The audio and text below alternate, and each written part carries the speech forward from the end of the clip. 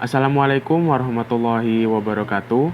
Saya Razif Zorinuha. Kali ini saya akan menjelaskan tentang PUEBI. PUEBI adalah singkatan dari Pedoman Umum Ejaan Bahasa Indonesia. Di dalamnya terdapat penulisan kata, pemakaian huruf, pemakaian tanda baca, serta penulisan unsur serapan. Kita awali dengan huruf abjad. Abjad yang dipakai dalam ejaan bahasa Indonesia terdiri atas 26 huruf, yaitu A, B, C, D, E, F, G, H, I, J, K, L, M, N, O, P, Q, R, S, T, U, V, W, X, Y, dan Z. Selanjutnya adalah huruf vokal. Huruf yang melambangkan vokal dalam bahasa Indonesia ada 5 huruf, yaitu A, E, I, O, dan U.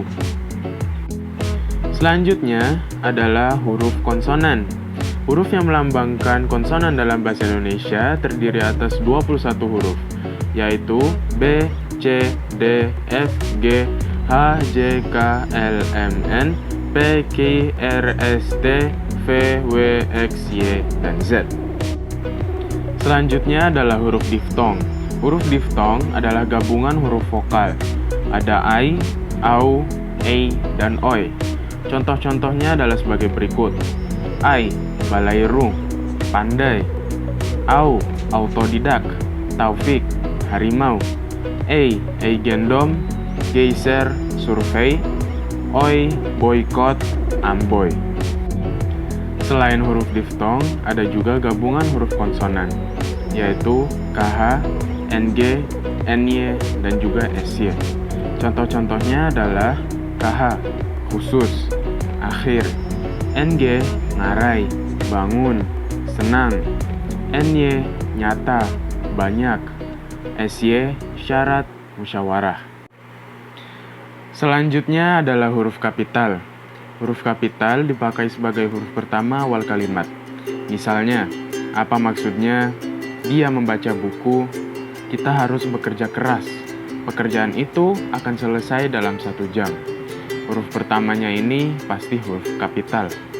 Ada juga nih, huruf kapital dipakai sebagai huruf pertama unsur nama orang atau julukan. Misalnya, Amir Hamzah, Dewi Sartika, Halim Perdana Kusuma, Alessandro Volta, Andre Marie Ampere, dan sebagainya. Kemudian, huruf kapital dipakai pada awal kalimat dalam petikan langsung. Misalnya, selanjutnya, huruf kapital ini dipakai juga sebagai huruf pertama setiap kata nama agama, kitab suci, dan Tuhan, termasuk sebutan dan kata ganti untuk Tuhan. Selanjutnya, huruf kapital dipakai sebagai huruf pertama unsur nama gelar kehormatan, keturunan, keagamaan, atau akademik yang diikuti nama orang, termasuk gelar akademik yang mengikuti nama orang. Kemudian huruf kapital ini juga dipakai sebagai huruf pertama unsur nama gelar kehormatan, keturunan, keagamaan, profesi, serta nama jabatan dan kepangkatan yang dipakai sebagai sapaan. Misalnya, kemudian huruf kapital dipakai sebagai huruf pertama unsur nama jabatan dan pangkat yang diikuti nama orang atau yang dipakai sebagai pengganti nama orang tertentu, nama instansi, atau nama tempat. Huruf kapital juga dipakai sebagai huruf pertama nama bangsa, suku bangsa, dan bahasa.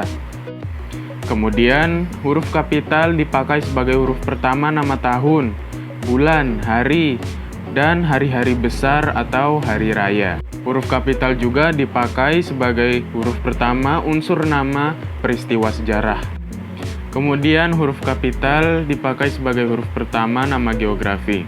Kemudian huruf kapital juga dipakai sebagai huruf pertama semua kata dalam nama negara, lembaga, badan, organisasi, atau dokumen, kecuali kata tugas seperti di, ke, dari, dan, yang, dan untuk.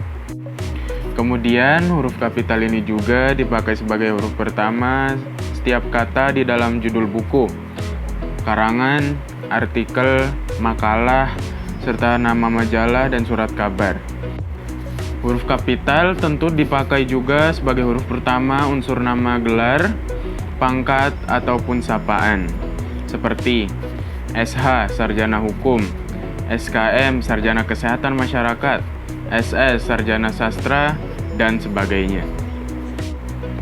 Kemudian, huruf kapital dipakai sebagai huruf pertama kata penunjuk hubungan kekerabatan seperti bapak, ibu, kakak, adik, paman.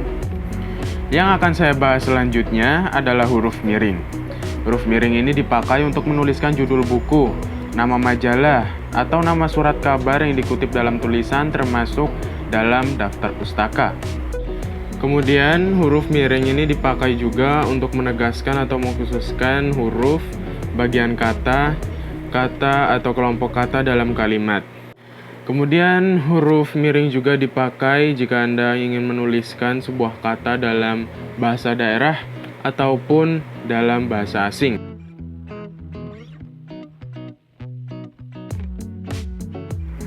Kemudian, huruf tebal dapat dipakai untuk menegaskan bagian-bagian karangan, seperti judul buku, bab, ataupun subbab. Selanjutnya, yang akan saya bahas adalah penulisan kata. Yang pertama, kata dasar. Kata dasar ditulis sebagai satu kesatuan. Jadi, kata dasar ini hanya kata simpel saja. Misalnya, kantor pajak penuh sesak. Buku itu sangat tebal. Saya pergi ke sekolah. Penulisan kata berikutnya adalah kata berimbuhan. Imbuhan, awalan, sisipan, akhiran, serta gabungan awalan dan akhiran ditulis serangkai dengan bentuk dasarnya. Kemudian ada juga bentuk terikat ditulis serangkai dengan kata yang mengikutinya. Selanjutnya juga bentuk maha yang diikuti kata turunan yang mengacu pada nama atau sifat Tuhan ditulis terpisah dengan huruf awal kapital. Penulisan kata yang ketiga adalah bentuk ulang. Bentuk ulang ini ditulis dengan menggunakan tanda hubung di antara unsur-unsurnya. Selanjutnya adalah gabungan kata. Unsur gabungan kata yang lazim disebut kata majemuk, termasuk istilah khusus ditulis terpisah. Selanjutnya, gabungan kata yang dapat menimbulkan salah pengertian ditulis dengan membubuhkan tanda hubung di antara unsur-unsurnya. Kemudian, gabungan kata yang penulisannya terpisah tetap ditulis terpisah jika mendapat awalan ataupun akhiran. Yang keempat, gabungan kata yang mendapat awalan dan akhiran sekaligus ditulis serangkai. Contohnya seperti ini. Yang terakhir, gabungan kata yang sudah padu ditulis serangkai. Misalnya, dan selanjutnya adalah pemenggalan kata. Yang pertama, pemenggalan kata pada kata dasar dilakukan sebagai berikut. A. Jika di tengah kata terdapat huruf vokal yang berurutan, maka pemenggalannya dilakukan di antara dua huruf vokal itu. Misalnya, kemudian jika huruf diftong tidak dipenggal. Misalnya, kemudian jika di tengah kata dasar terdapat huruf konsonan, termasuk gabungan huruf konsonan, di antara dua huruf vokal, pemenggalannya dilakukan sebelum huruf konsonan itu. Nah, jika di tengah kata dasar terdapat dua huruf konsonan yang berurutan, pemenggalannya dilakukan di antara kedua huruf konsonan itu. Jika di tengah kata dasar terdapat tiga huruf konsonan atau lebih yang masing-masing melambangkan satu bunyi, pemenggalannya dilakukan di antara huruf konsonan yang pertama dan huruf konsonan yang kedua. Yang kedua, pemenggalan kata turunan sedapat-dapatnya dilakukan di antara bentuk dasar dan unsur pembentuknya. Dan pemenggalan kata bersisipan dilakukan seperti pada kata dasar. Pemenggalan kata yang menyebabkan munculnya satu huruf di awal atau akhir baris tidak dilakukan.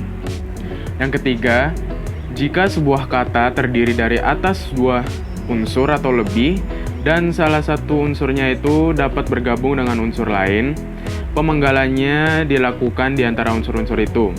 Tiap unsur gabungan itu dipenggal seperti pada kata dasar. Yang keempat, nama orang yang terdiri atas dua unsur atau lebih, pada akhir baris dipenggal di antara unsur-unsurnya. Contohnya seperti berikut. Yang kelima, singkatan nama diri dan gelar yang terdiri atas dua huruf atau lebih tidak dipenggal. Contohnya seperti berikut. Setelah pemenggalan kata, berikutnya adalah kata depan. Kata depan seperti di, ke, ke, dan dari ditulis terpisah dari kata yang mengikutinya. Contohnya sebagai berikut. Selanjutnya adalah partikel. Partikel seperti lah, kah, dan tah ditulis serangkai dengan kata yang mendahuluinya. Sedangkan partikel pun ditulis terpisah dari kata yang mendahuluinya. Kemudian partikel per yang berarti demi, tiap, ataupun mulai ditulis terpisah dari kata yang mengikutinya. Contohnya seperti berikut. Setelah partikel, kita akan berlanjut ke singkatan dan akronim. Yang pertama, singkatan nama orang gelar, sapaan, jabatan, atau pangkat diikuti dengan tanda titik pada setiap unsur singkatan itu. Contohnya seperti berikut. Yang kedua, singkatan yang terdiri atas huruf awal setiap kata nama lembaga pemerintah dan ketatanegaraan, lembaga pendidikan, badan atau organisasi, serta nama dokumen resmi ditulis dengan huruf kapital tanpa tanda titik. Yang ketiga, singkatan yang terdiri atas 3 huruf atau lebih diikuti dengan tanda titik. Contohnya seperti berikut. Yang keempat, singkatan yang terdiri atas 2 huruf yang lazim dipakai dalam surat menyurat, masing-masing diikuti oleh tanda titik. Yang kelima, lambang kimia, singkatan satuan ukuran, takaran, timbangan, dan mata uang tidak diikuti tanda titik. Kemudian yang keenam, akronim nama diri yang terdiri atas huruf awal setiap kata ditulis dengan huruf kapital tanpa tanda titik. Yang ketujuh, akronim nama diri yang berupa gabungan suku kata atau gabungan huruf dan suku kata dari deret kata ditulis dengan huruf awal kapital. Yang terakhir, akronim bukan nama diri yang berupa gabungan huruf awal dan suku kata atau gabungan suku kata ditulis dengan huruf kecil. Kita akan berlanjut ke angka dan bilangan. Yang pertama, bilangan dalam teks yang dapat dinyatakan dengan 1 atau 2 kata ditulis dengan huruf, kecuali jika dipakai secara berurutan seperti dalam perincian. Yang kedua, bilangan pada awal kalimat ditulis dengan huruf. Yang ketiga, angka yang menunjukkan bilangan besar dapat ditulis bagian dengan huruf supaya lebih mudah dibaca. Yang keempat, angka dipakai untuk menyatakan ukuran panjang, berat, luas, isi dan waktu, serta nilai uang. Selanjutnya, angka dipakai untuk menomori alamat seperti jalan, rumah, apartemen, ataupun kamar.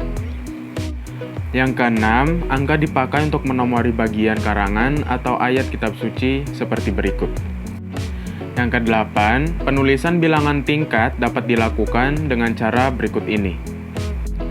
Kemudian, penulisan angka yang mendapat akhiran an dilakukan dengan cara berikut ini. Berikutnya, penulisan bilangan dengan angka dan huruf sekaligus dilakukan dalam peraturan perundang-undangan, akta, dan kwitansi. Yang ke-11, penulisan bilangan yang dilambangkan dengan angka dan diikuti huruf dilakukan seperti berikut ini. Yang terakhir, bilangan yang digunakan sebagai unsur nama geografi ditulis dengan huruf. Selanjutnya adalah kata ganti. Kata ganti ku dan kau ditulis serangkai dengan kata yang mengikutinya. Sedangkan ku, mu, dan nya ditulis serangkai dengan kata yang mendahuluinya. Kita berlanjut ke kata sandang. Kata si dan sang ditulis terpisah dari kata yang mengikutinya. Nah, sekarang kita akan masuk ke pemakaian tanda baca. Yang pertama adalah tanda titik. Tanda titik dipakai pada akhir kalimat pernyataan. Contohnya, mereka duduk di sana. Titik. Dia akan datang pada pertemuan itu. Titik. Kemudian, tanda titik dipakai di belakang angka atau huruf dalam suatu bagan, ikhtisar, atau daftar. Yang ketiga, tanda titik dipakai untuk memisahkan angka jam, menit, dan detik yang menunjukkan waktu ataupun jangka waktu. Berikutnya, tanda titik dipakai dalam daftar pustaka di antara nama penulis, tahun, judul tulisan, yang tidak berakhir dengan tanda tanya ataupun tanda seru, serta tempat terbit. Yang terakhir, tanda titik dipakai untuk memisahkan bilangan ribuan atau kelipatannya yang menunjukkan jumlah, seperti ini. Kemudian kita akan masuk ke tanda koma. Tanda koma dipakai di antara unsur-unsur dalam suatu pemerincian atau pembilangan. Yang kedua, tanda koma dipakai sebelum kata penghubung, seperti tetapi, melainkan, dan sedangkan dalam kalimat majemuk atau setara. Yang ketiga, tanda koma dipakai untuk memisahkan anak kalimat yang mendahului induk kalimatnya. Nah, kalau kayak gini contohnya seperti ini. Tanda koma juga dipakai di belakang kata atau ungkapan penghubung antar kalimat seperti oleh karena itu, jadi, dengan demikian, sehubungan dengan itu, dan meskipun demikian. Berikutnya, tanda koma dipakai sebelum dan atau sesudah kata seru seperti oh, ya, wah, aduh, atau hai, dan kata yang dipakai sebagai sapaan seperti bu, di, atau nak.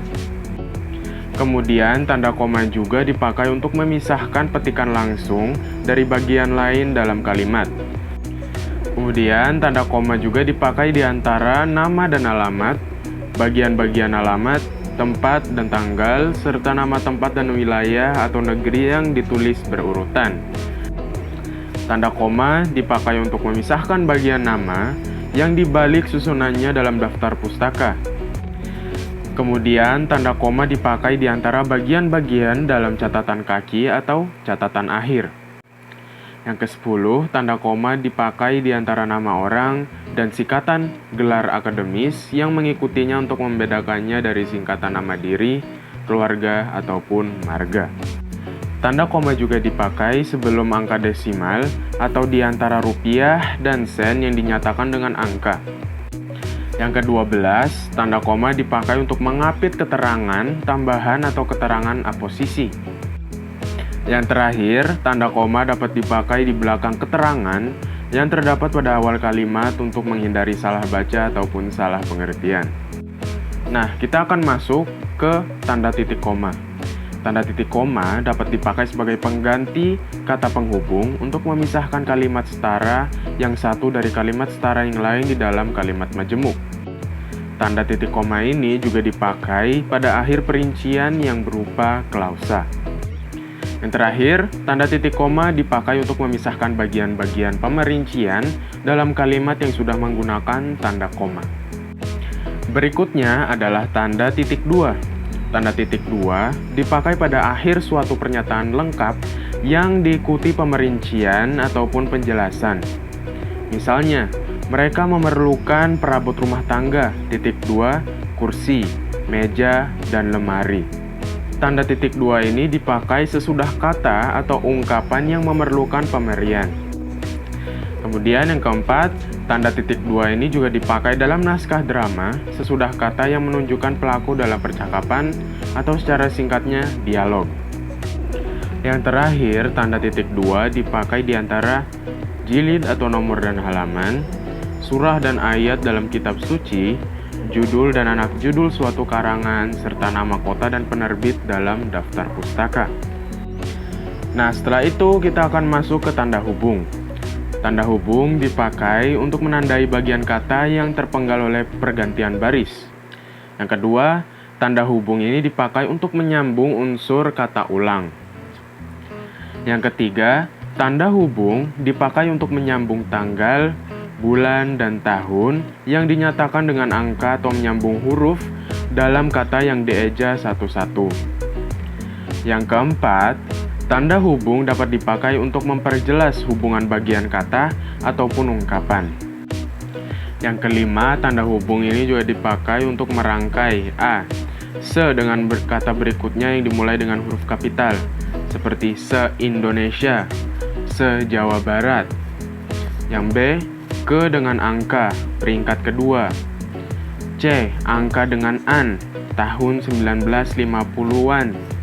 Kata atau imbuhan dengan singkatan yang berupa huruf kapital, seperti hari H, sinar X. Atau dengan kata ganti Tuhan, ciptaannya, atas rahmatmu. Huruf dan angka, seperti D3, S1, S2, dan kata ganti ku mudanya dengan singkatan yang berupa huruf kapital, KTP-mu, STNK-nya, SIM-nya, SIM-ku. Yang keenam, tanda hubung dipakai untuk merangkai unsur bahasa Indonesia dengan unsur bahasa daerah ataupun bahasa asing. Yang terakhir, tanda hubung digunakan untuk menandai bentuk terikat yang menjadi objek bahasan. Kemudian kita akan masuk ke tanda pisah. Tanda pisah dapat dipakai untuk membatasi penyisipan kata atau kalimat yang memberi penjelasan di luar bangun kalimat. Yang kedua, tanda pisah dapat dipakai juga untuk menegaskan adanya keterangan aposisi atau keterangan yang lain. Dan yang terakhir adalah tanda pisah dipakai di antara dua bilangan, tanggal atau tempat yang berarti sampai dengan ataupun sampai ke. Selanjutnya adalah tanda tanya. Tanda tanya dipakai pada akhir kalimat tanya. Yang kedua, tanda tanya dipakai di dalam tanda kurung untuk menyatakan bagian kalimat yang disangsikan ataupun yang kurang dapat dibuktikan kebenarannya. Berikutnya adalah tanda seru. Tanda seru ini dipakai untuk mengakhiri ungkapan atau pernyataan yang berupa seruan atau perintah yang menggambarkan kesungguhan, ketidakpercayaan, ataupun emosi yang kuat. Selanjutnya adalah tanda elipsis. Tanda elipsis dipakai untuk menunjukkan bahwa dalam suatu kalimat atau kutipan ada bagian yang dihilangkan. Misalnya seperti ini. Yang kedua, tanda elipsis ini dipakai untuk menulis ujaran yang tidak selesai dalam dialog. Kemudian tanda petik. Tanda petik dipakai untuk mengapit petikan langsung yang berasal dari pembicaraan, naskah, ataupun bahan tertulis yang lain. Yang kedua, tanda petik dipakai untuk mengapit judul sajak, lagu, film, sinetron, ataupun artikel, naskah, atau bab buku yang dipakai dalam sebuah kalimat. Dan yang terakhir, tanda petik dipakai untuk mengapit istilah ilmiah yang kurang dikenal ataupun kata yang mempunyai arti khusus. Selanjutnya kita akan masuk ke tanda petik tunggal. Tanda petik tunggal dipakai untuk mengapit petikan yang terdapat dalam petikan lain, seperti ini. Yang kedua, tanda petik tunggal dipakai untuk mengapit makna, terjemahan, ataupun penjelasan kata atau ungkapan. Berikutnya adalah tanda kurung. Tanda kurung dipakai untuk mengapit tambahan keterangan ataupun penjelasan. Tanda kurung juga dipakai untuk mengapit keterangan atau penjelasan yang bukan bagian utama kalimat. Yang ketiga, tanda kurung dipakai untuk mengapit huruf ataupun kata yang keberadaannya di dalam teks dapat dimunculkan ataupun dihilangkan. Yang terakhir adalah tanda kurung dipakai untuk mengapit huruf ataupun angka yang digunakan sebagai penanda pemerincian. Nah, sekarang kita akan masuk ke tanda kurung siku. Tanda kurung siku dipakai untuk mengapit huruf, kata, ataupun kelompok kata sebagai koreksi ataupun tambahan atas kesalahan ataupun kekurangan di dalam naskah asli yang ditulis oleh orang lain. Yang kedua, tanda kurung siku dipakai untuk mengapit keterangan dalam kalimat penjelas yang terdapat dalam tanda kurung. Selanjutnya adalah tanda garis miring. Tanda garis miring dipakai dalam nomor surat, nomor pada alamat, dan penandaan masa 1 tahun yang terbagi dalam 2 tahun takwim. Yang kedua, tanda garis miring dipakai sebagai pengganti kata dan atau serta setiap. Yang ketiga, tanda garis miring dipakai untuk mengapit huruf, kata atau kelompok kata sebagai koreksi atau pengurangan atas kesalahan ataupun kelebihan di dalam naskah asli yang ditulis orang lain. Yang terakhir adalah tanda penyingkat. Tanda penyingkat atau apostrof dipakai untuk menunjukkan penghilangan bagian kata atau bagian angka tahun dalam konteks tertentu. Demikian itulah video puebi saya. Terima kasih atas perhatiannya dan sampai jumpa.